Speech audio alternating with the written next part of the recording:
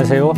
저는 구로에서 황금당 약국을 경영하고 있는 황금석 약사입니다. 반갑습니다. 오늘 주제는 여러 환자들이 이제 고생하고 계시는데 만성 기침입니다. 일명 우리가 마른 기침이라고 하죠. 이 기침이라는 정의는 이물질이 우리 몸에 흡인되는 것을 이제 막는 인체의 이제 방어 기제라고 봐야 됩니다. 그런데 이제 이런 기침이 일시적으로 순간적으로 다 누구나 할 수 있고 단기간에 끝날 수 있습니다. 그런데 이러한 반응이 3주 이상 이렇게 지속되는 기침을 우리는 보통 만성 기침이라고 합니다. 그래서 이제 만성 기침에서는 이제 계속 진행되면 우리가 여러 가지 폐쇄성 질환 같은 천식이라든가 이런 것들로 이제 진행이 되는 겁니다.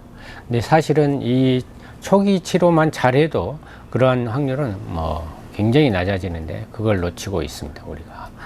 그래서 원인으로는 여러 가지 이제 원인이 있지만 흡연은 직접적인 흡연도 되지만 간접적인 흡연도 되는 것이고요. 그 다음에 알러지성 비염으로 인해서 이 염증 부위라든가 이런 데서 생긴 염증이 기관지로 흡입되는 경우, 그래서 부비동염이라든가 또는 천식, 또 요즘에는 특히 이제 많이 발생하는 것 중에 하나가 위식도 역류 질환입니다. 역류성 식도염 이렇게 말씀들을 많이 하는데 그게 이제 진행이 되면서 이러한 만성 기침이 이제 되는 경우죠. 특히 이러한 치료는 역류성 식도염에 의한 이 기침을 반드시 치료해 줘야 되는 이유는 이 식도가 상피 세포가 바뀌는 겁니다. 위는 산성이고 인후는 알칼리성인데 이 조직이 변형되면서 여러 가지 암에도 영향을 줄 수 있는 이런 현상이 이제 되어지고 있습니다. 그래서 반드시 적극적으로 치료해야 되고 해야 됨에도 불구하고 원래 그래 이렇게 지나가 버리는 환자들이 많이 보게 되는데 저는 좀 다시 생각을 해서 치료해야 된다 이렇게 생각을 하고요. 그래서 병원에 가면 대개 보면 이제 항균요법, 특히 이제 항생제, 요즘에는 이제 항생제를 많이 쓰지는 않지만 그래도 필요할 때는 이제 항생제 처방이 나오고요. 기관지 확장제, 그다음에 거담제, 다음 가래를 없애주는. 그래서 또 그래도 안 되면 부신피질 호르몬제, 또 진해 거담제 이런 정도를 이제 처방을 병원에서 이제 많이 하고 있습니다. 이렇게 함에도 불구하고 치료가 잘 되지 않거나 또는 자주 재발하거나 또 깨끗하게 낫지 않는 경우들이 의외로 많습니다. 그래서 이러한 경우를 저는 이제 개인적으로 그렇게 이제 해석을 합니다. 이 건조하다는 것은 얘 몸이 메말라 있다. 그래서 기관지만 메말라 있는 게 아니라 각 세포에도 전부 메마름증이 이제 진행되고 있다. 저는 이제 그렇게 봅니다. 그래서 이 메마르다 보니까 기관지 선모 운동이 활발하게 진행이 돼서 거담 작용이라든가 이런 것이 잘 돼야 되는데 이게 이제 차단이 되는 거죠. 지난번에 한번 오셨던 환자는 기침으로 매우 고생을 많이 하셨어요. 그래서 상담을 통해서 이제 이분을 보니까 많은 부분에서 건조함을 느낄 수 있었습니다. 또 손발이 건조하고, 그다음에 구순, 입술 주위가 건조하고, 또 피부 또한 건조하고, 이렇게 말하니까 본인은 금방 수긍을 하더라고요.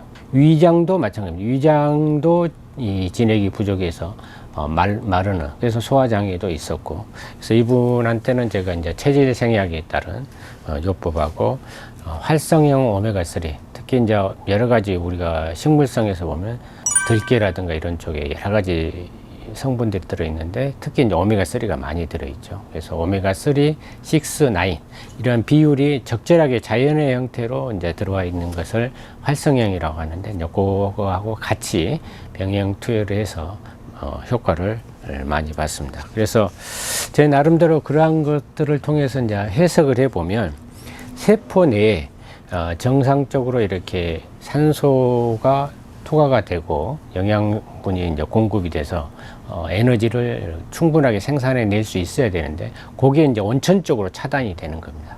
그래서 산화된 기름이라든가 튀김류라든가 이런 것들이 세포막을 재생하는 그 인지질이 정상으로 되지 않음으로 인해서 세포가 건조해지고 메말라지고 있다. 저는 이제 그렇게 이제 봅니다.